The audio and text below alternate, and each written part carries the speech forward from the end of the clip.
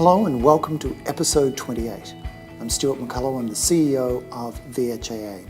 And starting with this week's Industrial Roundup, and in particular with community health, as we continue a year of intensive bargaining for this particular group. This week we are meeting with the Health Workers Union to continue what have been so far productive discussions as we move through the bargaining process for that particular agreement. Meetings have been scheduled with other groups, with the exception of the Allied Health Professionals Union, VHIA, who had declined to accept our invitation to meet on a fortnightly basis for a 3-month period. With respect to health services, our activities this week include a public sector mental health reference group. We have AMA bargaining, which is now moved from half-day to full-day bargaining. We also have a further meeting with the CPSU with respect to dental therapists and dental hygienists, an SDPPWG meeting with the ANMF, the Health and Allied Reference Group is meeting, and the Dental Reference Group is also meeting. As always, you can find summaries of all our activities in all of those meetings on the VHIA community app. If you have misplaced your invitation to join the community app, please contact us at vhia@vhia.com.au. And that's it for this week's Industrial Roundup.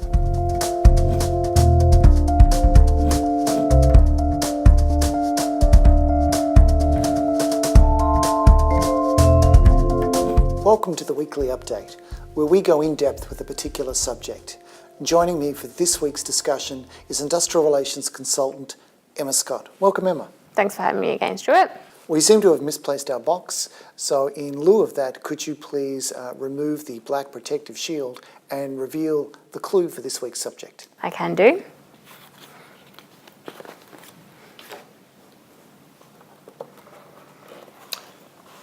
So for the benefit of those who are listening to this podcast rather than watching, could you describe the object? It's a picture of some guy in army wear. And based on that clue, what would you say that the subject for this week's discussion is? Again, I'm not very good at this. I have no idea. That is close enough. If you have a close look at that particular picture, you'll notice on the lapel that he is wearing a number of awards. Mm-hmm. And those awards, to me, represent higher qualifications of some kind, which brings us to this week's discussion, higher qualifications for allied health professionals. Well, now that you say that, it does make sense. So if we just put that forward, Emma, why is it that we're talking about allied health professionals and higher qualifications in particular? Well, in the most recent round of bargaining, we actually made some amendments to the clause, and what we did was we included a definition of what postgraduate is, and then also the definition of what a doctorate is. In addition to that, we did add a clause about when the allowance was to be paid, which is on all periods of leave except long service leave and sick leave beyond 21 days. So by that, are you saying that the previous clause didn't define a range of the key terms? Yes, that's correct. And it's commonplace for agreements to be specific about whether or not allowances are paid during leave periods. Was it the case that the previous agreement was silent on that issue? Correct. It didn't have a provision relating to when it should be paid. The other common provision that arises from those clauses is it usually talks about whether you're usually entitled to the highest qualification and not to multiple qualification allowances. Mm-hmm. Is that something that's also been clarified? It hasn't been clarified, but it was in the previous agreement. But compared to the old award, it does talk about when you have a doctorate and a postgrad, you can only receive the doctorate qualification. So just in terms of those definitions which have been added in, mm-hmm. and I take it that the reason for adding in the definitions that these were a constant source of argument and dispute, and the reason for putting in the definitions is to try and settle those disputes. That's correct, and we used to get a lot of questions as well. So in terms of the insertion of those definitions which are designed to resolve those disputes, and starting with the definition of postgraduate qualification. So the postgraduate qualification is when you have a qualification that has been assessed under the Australian qualifications framework as being a bachelor honours degree, a graduate certificate, a graduate diploma or a master's. So it's interesting to hear you make that reference to the Australian qualifications framework, and I'll ask you about that in a moment. But it requires that it be at a particular level under that framework? Yes, so the levels for those types of qualifications is a level 8 and level 9. And what about the definition for a doctorate? So a doctorate again links to the AQF framework, which is for a level 10, and a doctorate is a doctorate. So that was less complex than what the previous agreement was for postgraduate. So coming back to that issue of the Australian Qualification Framework, which has not been a common feature of agreements previously, why use the AQF framework? Why we used that was because we had some applications where at some universities people were calling them a qualification, a doctor of, say for example, Melbourne, a doctor of physiotherapy. So people would commonly assess that as a doctorate, notwithstanding it actually is at a master's level. So it was a case that the title of the particular qualification didn't necessarily match up with the qualification level under the AQF framework. Yes, that's correct. So I take it that the insertion of these definitions is just simply about being able to identify whether there's an entitlement and the correct amount. Correct. And in terms of the relevant amounts that are prescribed under this agreement, under the Allied Health Professionals Agreement. So for the postgraduate qualification, it's 7.5% of the AHP 1 year 3 rate. And then for the doctorate, it's of the same rate, but it's a different percentage of 10%. So it's a set rate, but it's also a case that there are fewer graduated steps compared to some of the other agreements. Yes, that's correct. And in terms of, we made that point before about whether or not you can claim more than one qualification allowance.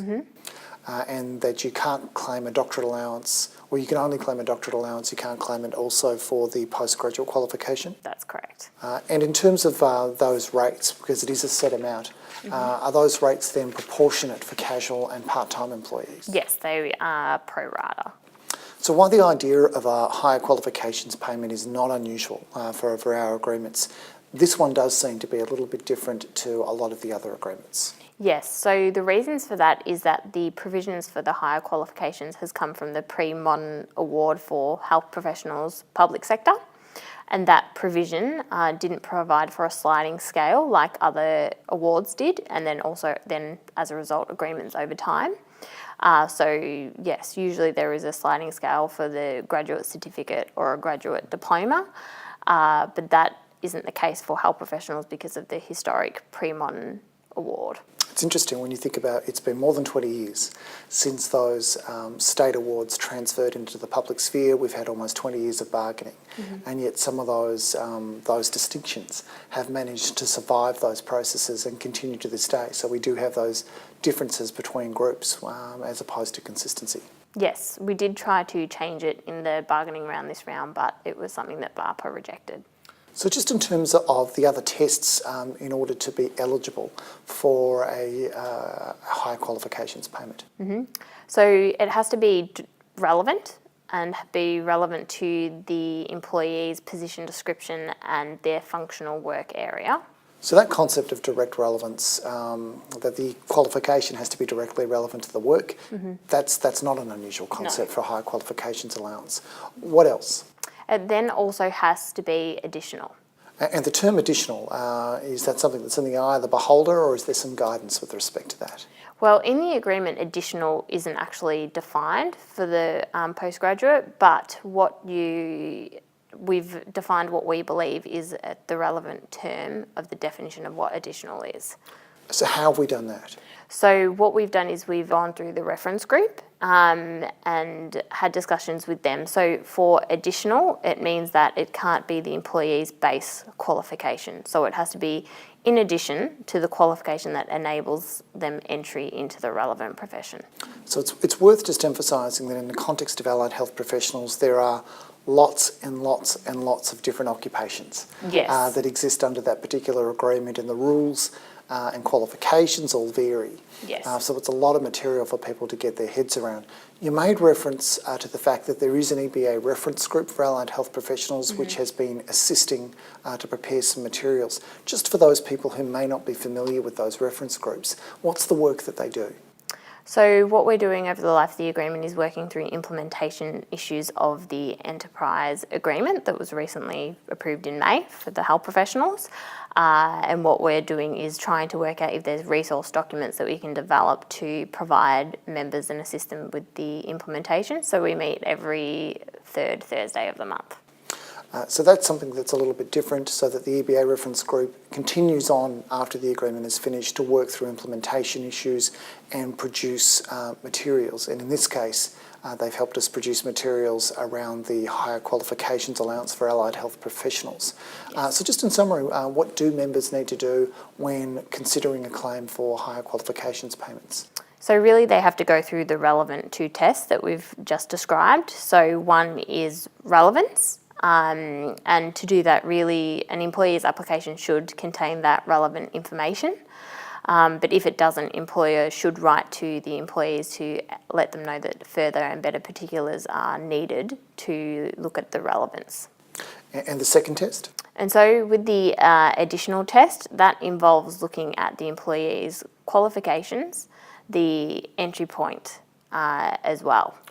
And this is where the reference group has provided a lot of valuable information in terms of determining whether or not the test of additional has been met?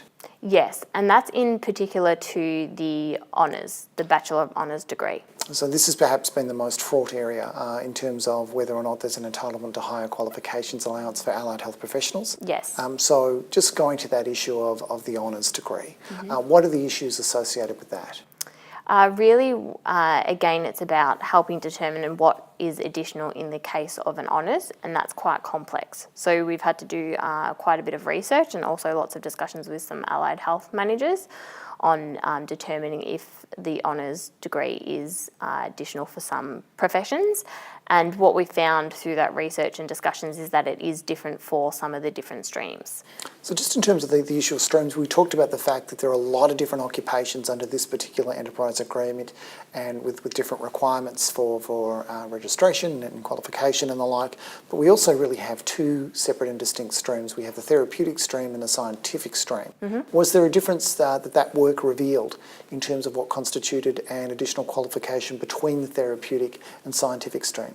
Yes, so what we found with the qualifications that we assessed was in the therapy streams, the Bachelor of Honours actually formed part of the employee's base qualification.